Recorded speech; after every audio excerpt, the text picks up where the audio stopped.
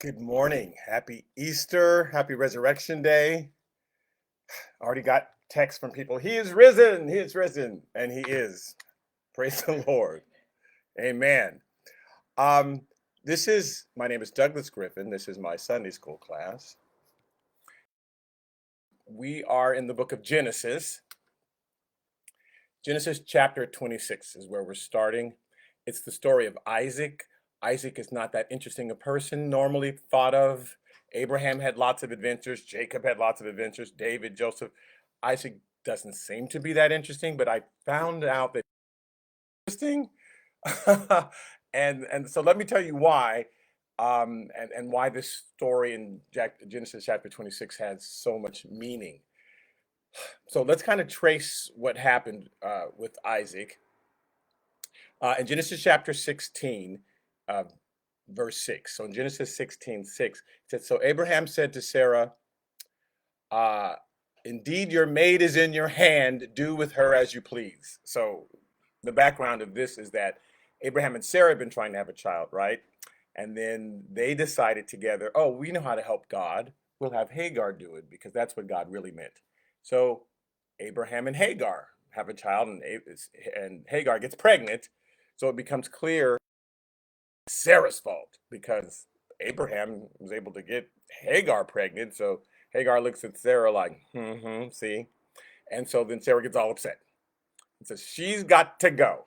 So that's why Abraham says to Sarah, Indeed, your maid is in your hands. Do with her as you please. And when Sarah dealt harshly with her and said, shame on you, Hagar fled from her presence.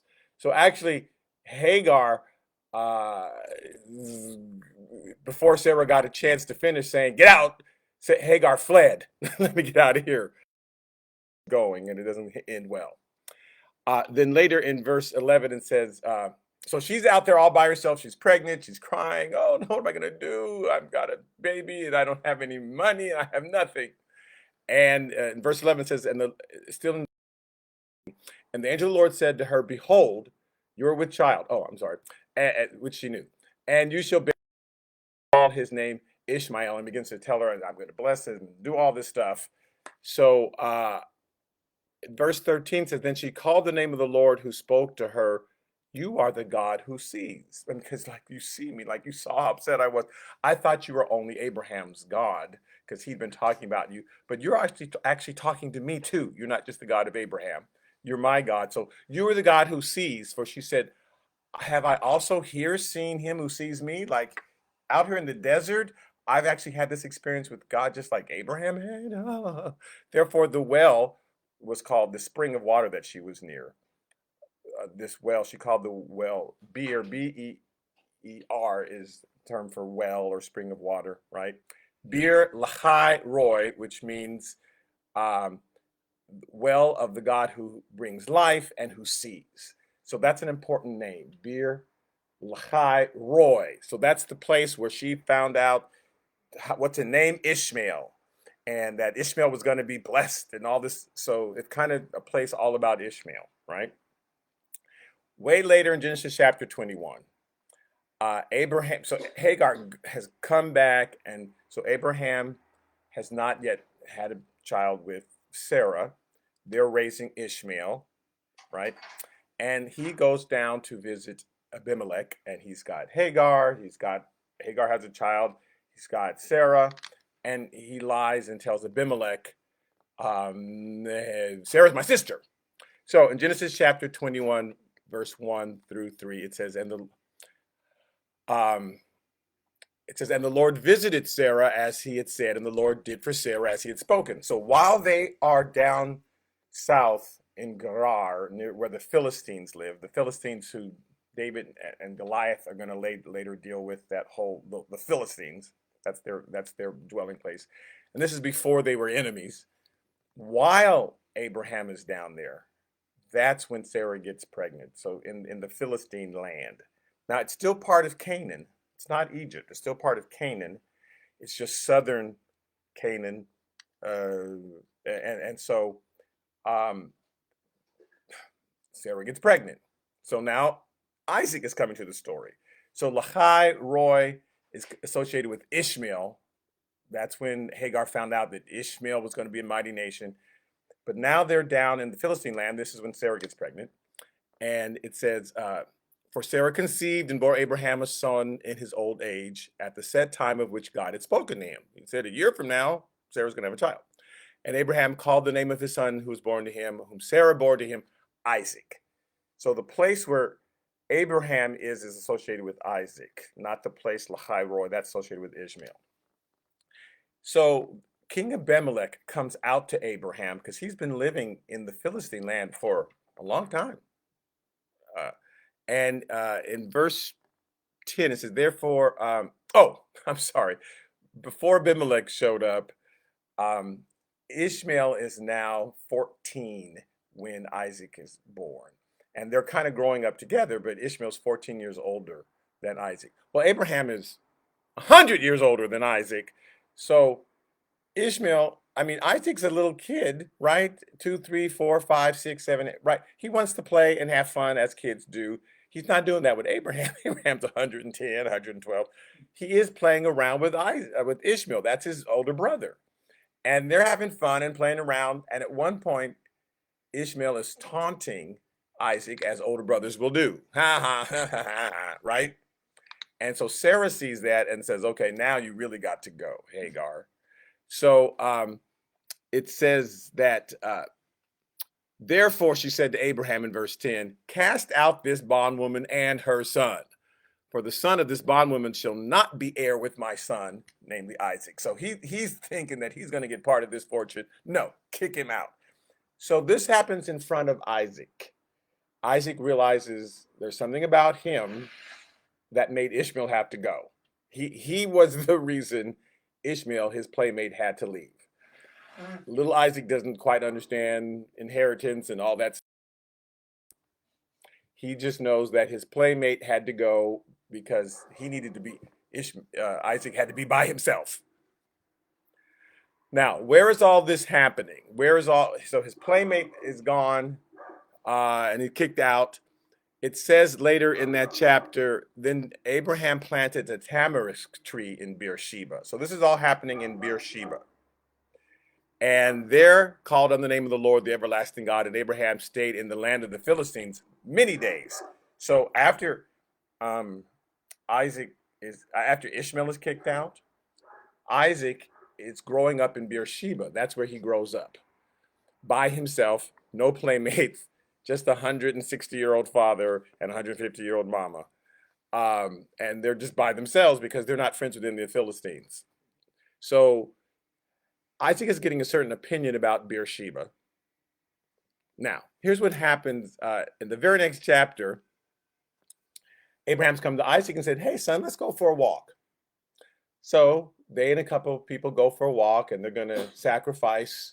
They're going to make a sacrifice. We're going to go up to that mountain to make a sacrifice. And they walk for 3 days, and they go to Mount Moriah. They go to Calvary, basically, where Jesus also went up and was sacrificed. And in Genesis chapter 22, verse 9, it says, then they came to the place of which God had told them, and Abraham built an altar there, and he placed wood in order, and he's like, ooh, I've seen my father build lots of altars. This is cool. And he bound Isaac, his son, and laid him on the altar upon the wood. And then Abraham stretched out his hand and took the knife to slay his son. Now, let's think about what this is doing to Isaac's head. I was going with my father, and he's going to build an altar, and the altars are really cool. I've seen him build lots of altars, but then he built an altar, and he put me on it, and he's going to kill me because he's telling that God is telling him to kill me. So this has an effect on you. Isaac didn't just go, oh, that's cool. I just like being killed. It's right. But fortunately, a ram appears. A ram appears, and instead of, because he's about to kill him, he says, oh, look, God's provided a sacrifice, so I don't have to kill you. Unties him, puts the ram on the altar, kills him instead. Then later on in that same chapter, they go from there. It says, so Abraham returned to his young men, and they rose and went together to Beersheba, and Abraham dwelled at Beersheba. So for Isaac, Beersheba is the place where Ishmael had to leave, and now he's by himself. Beersheba is the place where he was said, we're going to go for a walk. And then he ends up trying to kill him, and then he comes back, and they live in Beersheba. Beersheba doesn't have these great memories for Isaac. How do we know that? Well, when they go to get send for a bride for Isaac, they find Rebekah and they bring her back. It says in Genesis chapter 24, verse 61, it says, Then Rebekah and her maids arose, and they rode on camels and followed the man. So they followed the servant that Abraham had sent out to find Rebekah, right? Eliezer, go out and find a wife. And they find Rebekah, bring her back. So the servant took Rebekah and departed. Now Isaac came from the way of Beer Lahai Roy, for he dwelt in the south. So once Isaac can live on his own, he went to the place that was all about Ishmael because he remembers the story. He heard the stories. She said, Oh, I had a vision and God heard my affliction and he saw me and I cried out and he saw me and told me about Ishmael. So why isn't Isaac living in Beersheba? Why is he living in Ishmael's place, the place associated with Ishmael? Because he feels disconnected. So here's what's going on in Isaac's mind, and this is what God is solving in chapter 26.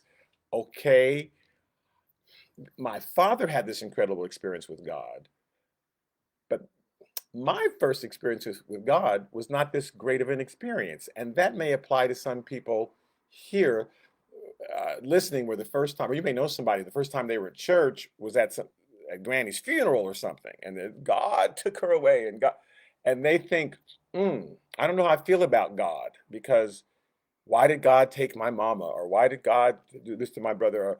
And there are people who I've heard the term church hurt, but in this time it's called God hurt, where their experience with God, they interpreted it as a negative one.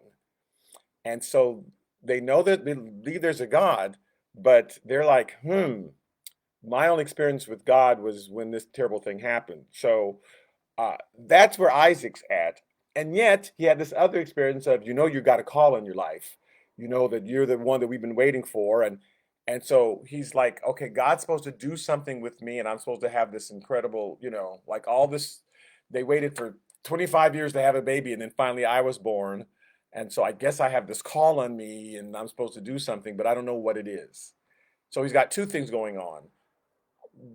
People keep telling me I've got this call. People keep telling me I'm supposed to do something incredible, but I don't know what I'm supposed to do. And yet, on the other hand, this God that my parents talk about and how they love him and everything, I don't have that same relationship with him yet. My only relationship with God was a negative one. So that's where we meet him. So he's living in Chai where when Hagar was trying to get away from God, that's where she met him. So I'm going to live here. I'm not going to live in Beersheba because that's the place where they brought me after they tried to kill me. So he didn't feel comfortable there. Now, we're in Genesis chapter 26. That's just all the background that we need to know. Okay, so it says, there was a famine in the land, Genesis chapter 26, verse 1, besides the first famine that was in the days of Abraham.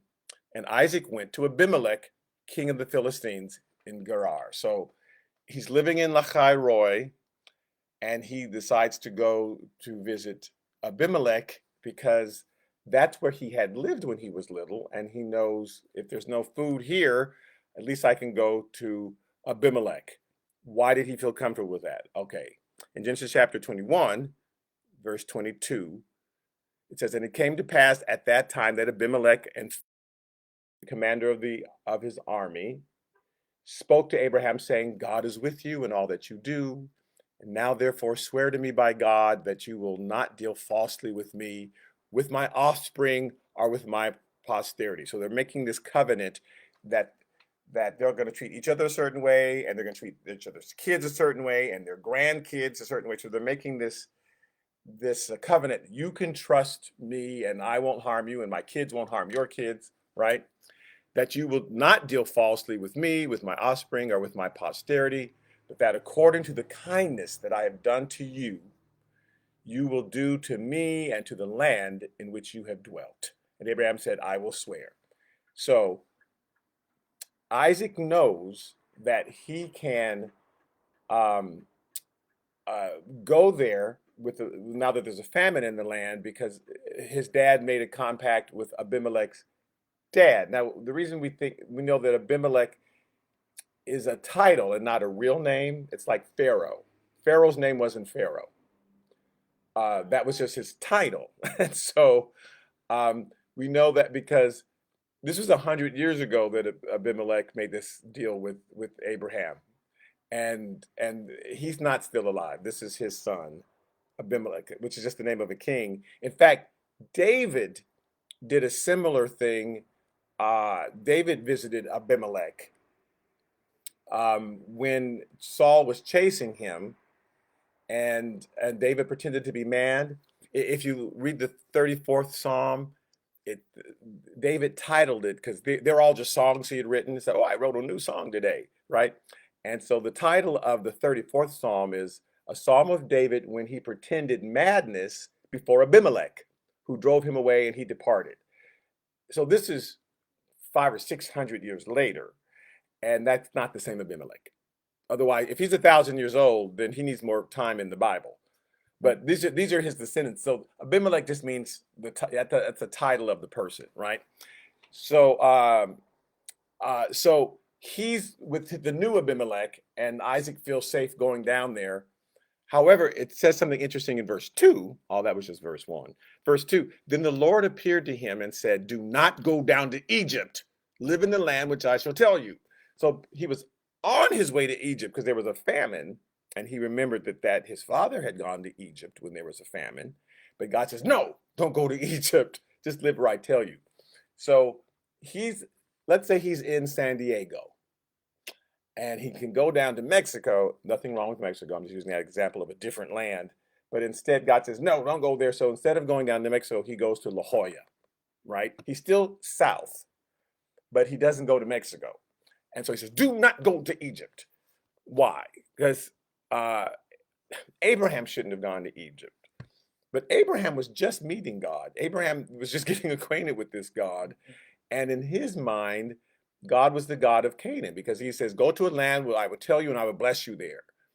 And so when he got to Canaan in Genesis chapter 12, in verse 7 of Genesis chapter 12, says, then the Lord appeared to Abraham and said, to your descendants, I will give this land. I'm going to give you Canaan.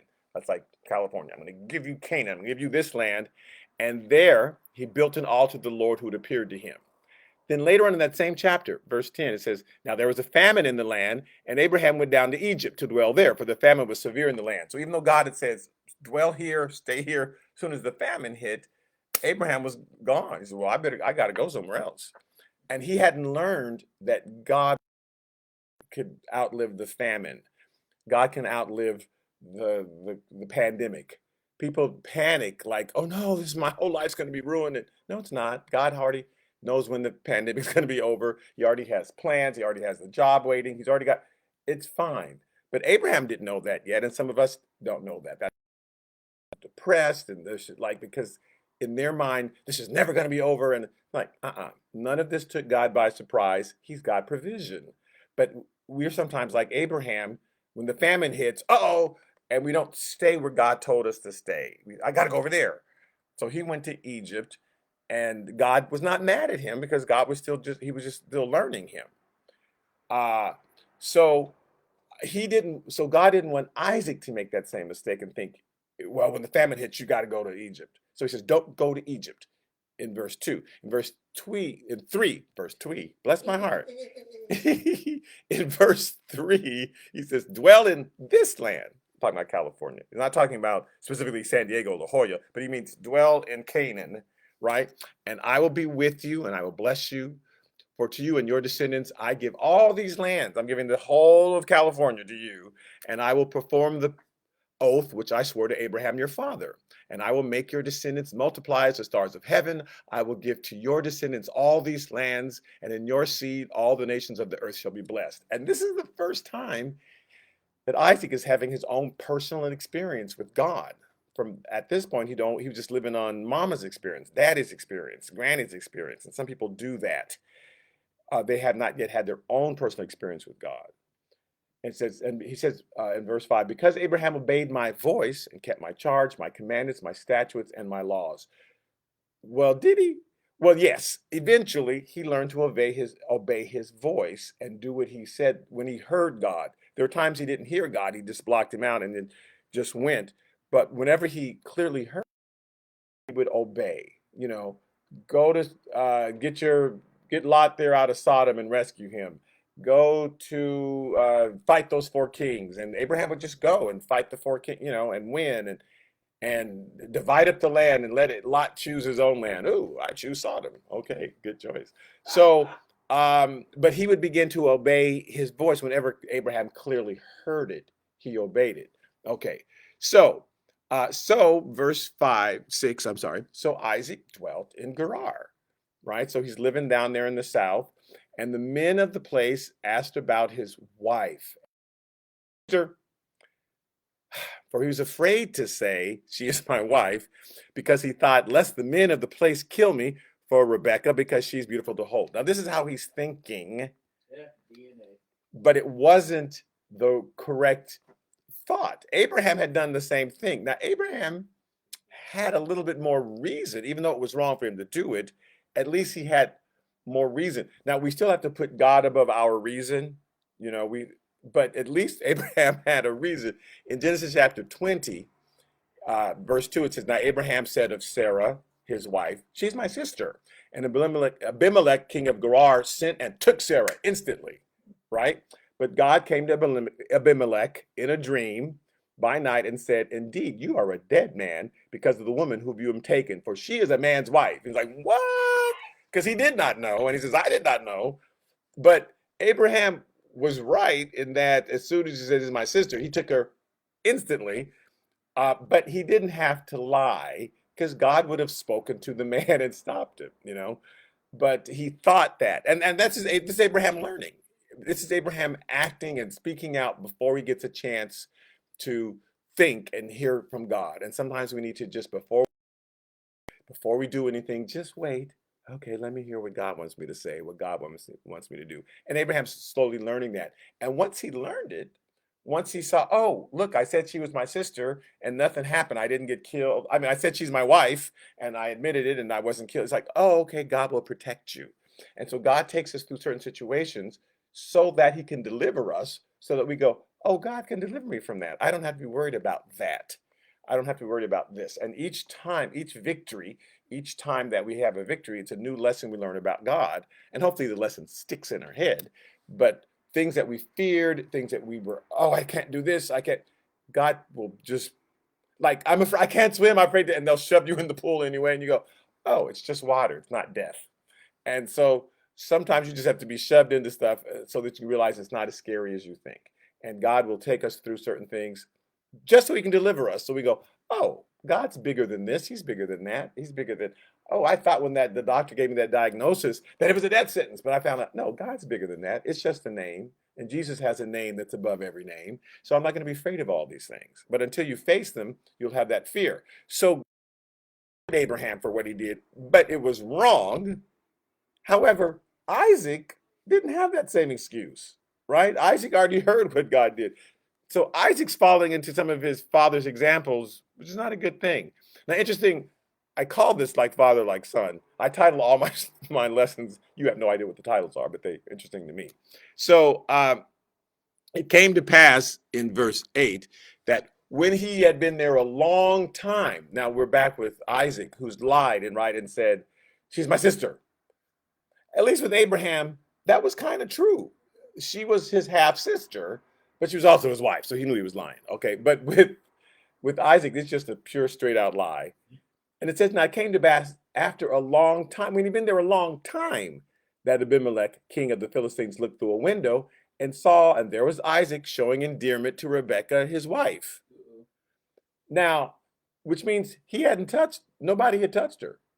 He'd been there a long time, and nobody came and grabbed Rebekah and took her off, and because, oh, she's so beautiful, they're all going to grab her. Well, he said she's my sister, and nobody grabbed her. Surprise! Which doesn't mean she wasn't beautiful. It means that they already knew, leave Abraham's stuff alone. God had already set that up, right? So they were cool, but Isaac didn't believe. So it says, then Abimelech called Isaac and said, quite obviously, she is your wife. So how could you say she is my sister? Because what I saw you doing, you don't do with a sister. So, what's up? So he goes, okay. So Isaac said to him, well, because I said, least I'll die on account of her. That's why I said it. And verse 10, this new Abimelech, just like his dad, because the old Abimelech said, what have you seen that made you lie like this? New Abimelech, the son, said in verse 10, what is this you have done to us? One of the people might soon have lain with your wife, and you would have brought guilt on us. Why are you lying? You don't have to lie. It's okay. Somebody would have believed you, and fortunately, nobody did. And so clearly your fears were unfounded that somebody was just going to snatch her up. But we'd already worked out, like, not to bother you and because of this thing with Abraham. So you didn't even have to worry. God had gone before you and already worked it out. You didn't have to lie. And we'll find that in a lot of occasions. We're stuck in a situation thinking, oh, the only way out is to no, God's already gone before you and worked it out. You can just tell the truth, or you can just whatever it is, you don't have to fret or hold back half the money but I got to say that no, God's already given, he's already got money saved up. So you can go ahead and pay the whole thing, or whatever it is, you'll find out, oh, I didn't have to really go through all that stress. God had already worked it out. So that's what he's finding out. God already worked it out. So Isaac went, oh, okay, God got here before me. What was I doing? Verse 12. Then Isaac sowed in that land. So it's like, okay, I can live in peace. I can just have my wife and not pretend she's my sister and get caught. Then Isaac sowed in that land and reaped in the same year 100-fold. Now, you might reap sevenfold. That's like, ooh, you planted one apple tree, you got 7. But he planted one apple tree, got 100. That's unheard of profit that's going on in the land. And there's a famine, and yet he's sowing and God's just blessing him. Why? Because God is rewarding him. Look, you were honest, and I'm rewarding you just like I did Abraham. I didn't reward Abraham until he was honest with Abimelech, number one. I didn't reward Abraham until he was honest with Pharaoh in Egypt, number one. It was after that he was honest and told the truth. Then I rewarded him. That's what the reward is for. So don't get it twisted.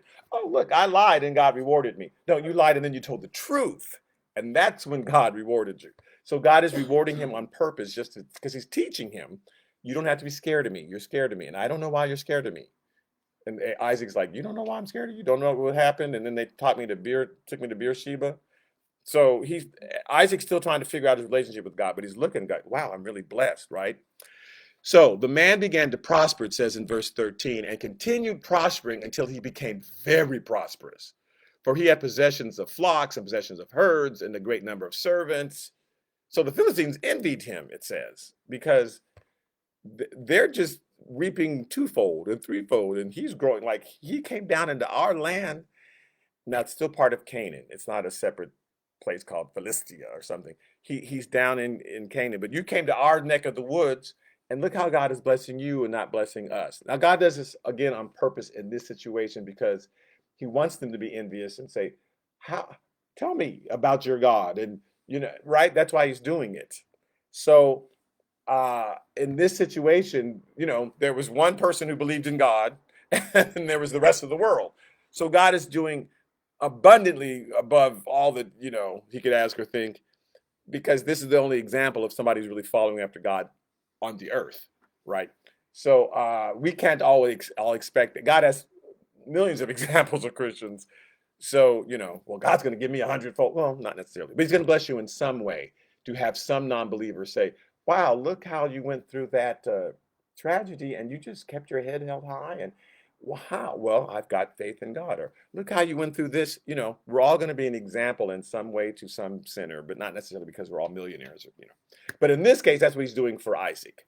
So the Philistines envied him, and now the Philistines had stopped up all the wells which his father's servants had dug in the days of Abraham, his father. So Abraham had built a bunch of wells because he lived there a long time in Beersheba and all around in that place, all in the land of Beersheba was just one place where one well was, like Inglewood or something. But he also stayed in Playa del Rey, and he was in Palos Verdes, and he was like all over, right?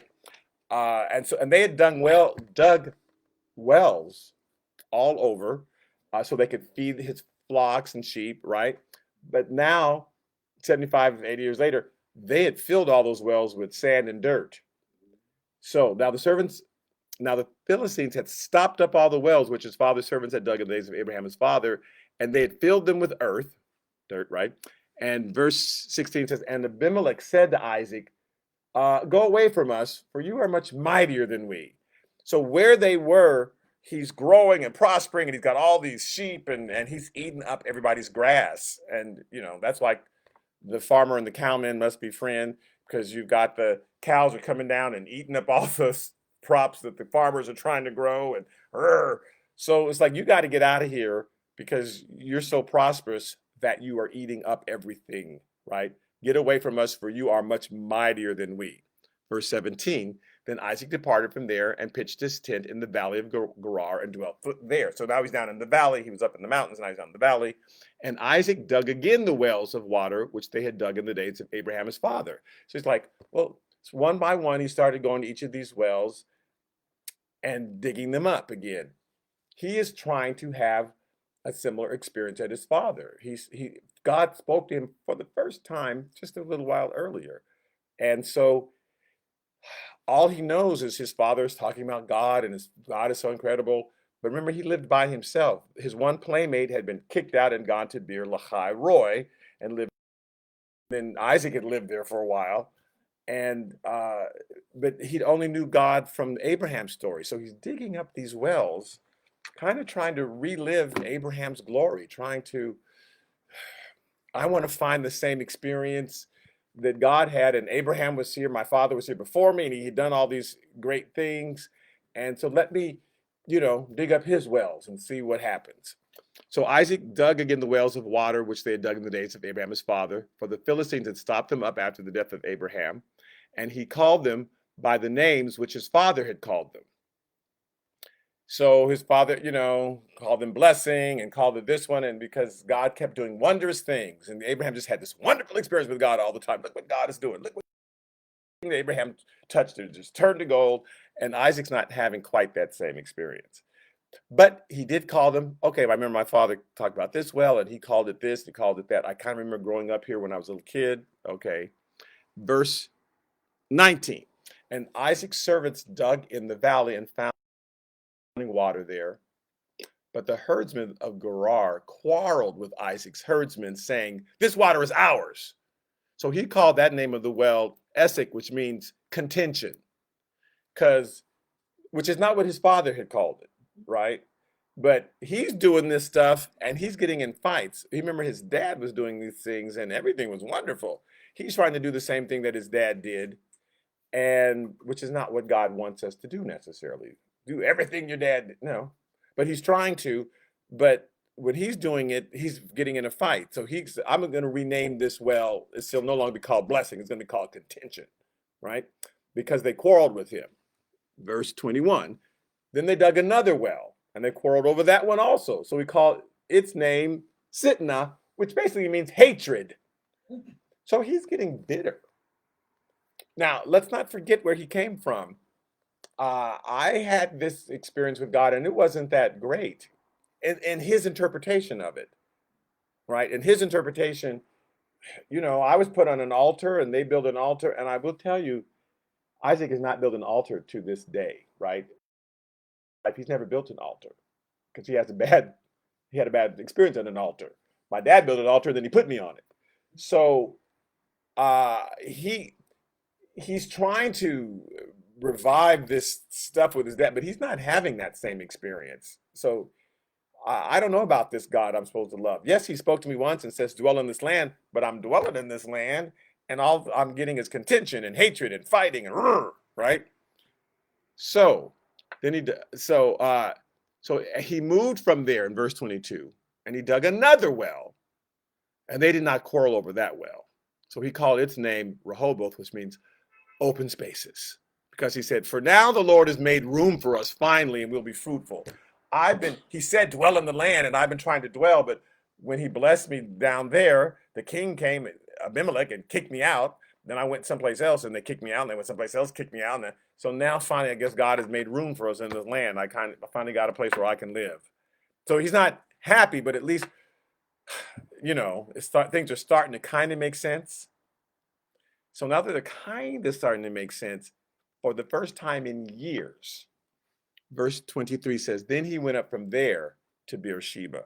Now he had not been back there since after his father had put him on the altar and raised the knife to kill him. And then remember it says that Abraham went from there and they lived in Beersheba for a while. So he doesn't have great feelings about Beersheba. When he got his first chance, he lived at the High Roy. He lived where Ishmael had had his experience with his mother and all of that. So he hadn't been back to Beersheba in a long time. But finally things were starting to make sense. So he went to Beersheba, and the Lord appeared to him the same night and said, I am the God of your father Abraham. Now, one reason I like that, he didn't say, I was the God of your father Abraham, but he did now. He says, I am the God of your father Abraham, because he's here right next to me. So I am his God because he's still alive. In fact, we're closer than we were before. So for all of us who've lost someone who's gone on, they're standing next to Jesus right now. I am the God of Abraham, your father. So do not fear, for I am with you. Now, God waited till he went back to Beersheba because Isaac had learned the wrong lesson from Beersheba, from that experience. Now, I'm going to tell you in 2 weeks what that lesson was, but it changed the course of history. Once Isaac got the right lesson from what happened there, he makes a decision that changes everything. But that's coming up, okay? But he says, do not fear, I'm with you. I will bless you and multiply your descendants for my servant Abraham's sake. So he built an altar there. Now, this is his first time he's ever built an altar. But he thought, okay, maybe I can understand this God. Maybe I can trust him. And finally, he built an altar and he called on the name of the Lord, which you do not see Isaac doing anywhere until now. So he's back at Beersheba. He says, you think that this is a place of cursing, a place of terror for you, but it's different than you think. So he goes back to that place and he builds an altar and he calls in the name of the Lord and he pitched his tent there. And there Isaac's servant dug a well. So now they're going to dig a well at Beersheba. Now, then it says, then Abimelech came to him, and from Gerar, Zath, one of his friends. Who's that? Who's that? Who's that? And who's one of it? And called the commander of his army. Now that's just the name, because the old Abimelech had a Phicol too, or you can say Phicol or whatever you want to say it. Yeah, we'll say Phicol. So he had a friend, and that just means lieutenant. So Phicol means lieutenant, and Abimelech just means king, right? So he brought his own Phicol with him, the commander of his army. And Isaac said to them, okay, now why have you come to me, since you hate me and have sent me away from you? So here's his situation. I just built an altar to God. I finally started making up to God. I mean, I knew, like, I wasn't really running from God, but there's this call on me. Everybody's saying, oh, you're special. But I don't know what I'm supposed to do, Lord. And so finally, I built an altar to him. And now you showing up again? However, verse 28, it says, and they said to him, no, we have certainly seen that the Lord is with you. So we said, let there now be an oath between us. I want us to have our own oath between you and us, and let us make a covenant with you, that you will do us no harm, since we have not touched you, and so we have done nothing to you but good, and have sent you away in peace. You are now the blessed of the Lord. So once he made peace with God, once Isaac makes peace with God and says, okay, I'm going to build an altar, I'm going to give in, even if I don't understand totally the calling, if I don't understand what it is I'm supposed to do, I'm still going to give in, and I'm going to worship you, and I'm building an altar, and I'm going to call on your name, and I'm going to have my own relationship with you. As soon as he had done that, that's when Abimelech shows up. Abimelech number 2 shows up and says, hey, we can tell you've been with God. In Proverbs 16:7, in Proverbs 16, verse 7, it says, when a man's ways please the Lord, he makes even his enemies to be at peace with him. Now, there are people we want to go after. There are people we want to attack because they've done us wrong. We're not because, we're crazy. However, if you do what God told you to do, if you just wait, just hold still, and just, okay, Lord, how do you want me to handle this? And the God may just say, don't do anything. He's like, but somebody's got to expose them. Somebody's got to let them know. No. And see, we think God, well, you need me, God. No, God can expose them. God can change somebody's hearts. When your ways please the Lord, when you're doing what He told you to do, and He might told you, just go make a sandwich. Wait, no, I got to go. No, just go. Yeah, get some pastrami, just put it on, but put the hot mustard and the regular mustard on it, raw onions, and you will, and chili on the side. You will just love it. And so you go do that, and you think, what does this have to do with that thing that's happening over there? How come you're not making me go over there and get in that man's face? And uh-uh. When a man's ways please the Lord and you just do what He told you to do, He says He'll make even His enemies to be at peace with Him. And that's what He did. They show up and said, we want to make a covenant with you. It's clear that you're with God. Now, it's not like they had seen Him make an altar, but God just moved on their hearts. So in verse 30, it says, so He made a feast, and they ate and they drank. And then they arose early in the morning and swore an oath to one another. And Isaac sent them away, and they departed from him in peace. So they've made this oath. Now, the word oath, now, interestingly enough, the word oath actually kind of means curse, but here's what it is. You pronounce it's an imprecatory, it's an imprecation. We talked about where you say, if you don't keep this promise, then here's all the curses that will come on you. And so you're not cursing the person, but that's the oath. Like, I'm going to do this. If I don't do this, then we do this today. If I don't do this, then may my right eye fall out. Or, if I don't do this, may God strike me right here if I'm not telling the truth. We do that. We say, I'm telling the truth, and if I'm not telling the truth, then God can just break up my car. So it's just a natural thing to do, just to say, here's the consequences that are going to come if I don't do this. So they swear an oath, and it also sounds like the word seven in the Hebrew language. And if you remember, Abraham did the same thing back in Genesis 21 with old Abimelech. He says in Genesis 21:29, it says, then Abimelech asked Abraham, what is the meaning of these 7 ewe lambs which you have set by themselves? And he said, you will take these 7 ewe lambs away from my hand, that they may be the witness that I've dug this well. This well is mine, and I want everybody to know. And you taking these 7 lambs is the proof that I have done this, right? Therefore, he called the name of that place Beersheba, because the 2 of them swore an oath there. Beer means well of Sheba, and Sheba means 7. Well, it sounds like the word 7, but it means oath. And so now that place hadn't been called Beersheba for 75, 100 years. This is back before Isaac was born, right? And Isaac didn't have his first kids until he was 60, and now he's taking his kids with him. So this is 75, 80 years later. Hadn't been called Beersheba in years. Well, Isaac's now in Beersheba, although it hadn't been called that. And his men had gone off to dig a well, right? And then Abimelech number 2 showed up, and they make this oath together. So in verse 32, it says of Genesis chapter 26, where we are, and it came to pass the same day that Isaac's servants came and told him about the well which they had dug, and said to him, we have found water. So he called it Sheba.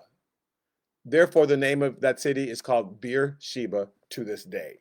So he finally made peace with it. Like, now don't forget, he was calling his father's wells hatred and contention and but once he made peace, because that very thing that he had been sacrificed on, that altar, he built an altar.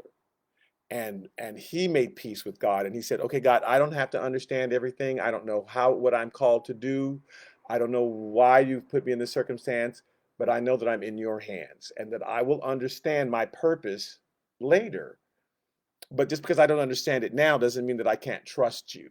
So you're going to show me my purpose, because everybody came to me and said, there's a purpose that you're going to serve. That's why we waited for you to be born. And even though I didn't understand that situation, I now can understand that it was for my good. A friend of mine, Rodney, was in a situation where he had someone close to him had died, and it made him bitter toward God. Like, oh, why did God do this? And now he realizes that that was the thing that God was using to bring him to his knees so that he could search God out. So the thing that he looked at as a, oh, it's a terrible situation, and I look what God you did, was actually the thing that turned his life around and brought him to a full commitment to God. And now he's on fire preaching for the Lord. And so the things that we look at, that altar experience that was negative, God will change it and we'll go, oh, that thing that I thought was terrible was actually a good thing. I now see what God is doing. And though Isaac doesn't know what the good is yet, we're going to find out in 2 chapters, you got to wait. Even though he doesn't know what the good is yet, he now trusts God. And he can go back to Beersheba. I'm no longer living in Lahai Roy. I'm no longer living in Ishmael's dream. I'm living where God brought me back. Once I went to that altar and he brought me back to Beersheba, I can now live that, and I'm going to call this place Beersheba, and I'm going to claim that experience. It no longer belongs to the devil. With the devil, and never belongs to the devil, but the devil gets in your mind and says, "Ooh, that happened. That's bad. That bad." And it's like, no, devil, if God allowed this to happen, then I know that it's good. I know that it's for my good, that he makes all things work together for my good. And so I'm claiming this back as something that was for God. So I don't have to have the answers yet, but I'm going to build my altar here and I'm going to worship him and I'm going to be where God told me to be. So he stayed there in Beersheba. And that's where the rest of the adventures spring from that he had. But that place that God brought him to when he took him off, when Abraham took him off that altar, he went back to that place and rededicated his life to God. And so I would encourage some of us to relook at certain things that were bad in our lives and say, God, I hope you eventually show me the purpose for that. What was the purpose? Why that happened? But until then, I'm still going to trust that there was a purpose, that somehow it was for my good, even though it looked bad. I know that it was for my good. And so I trust that you're going to show me why you allowed that to happen, and not, I don't want the devil's story that he put in my head. I only want your story in my head. And so I will trust you, Lord. Okay, so thank you so much for listening in. And again, happy Resurrection Day and happy Easter. And we will continue on Wednesday. We're in the book of Matthew. And do please stay tuned, those of you especially who are part of Good Shepherd, for a wonderful Easter sermon from Minister Troop. And then next week could be Carlos Davis again, and they're going to alternate back and forth for a while. And just have a blessed and prosperous day. And again, thank you so much for, if I push that, it should go away, for tuning in. Amen.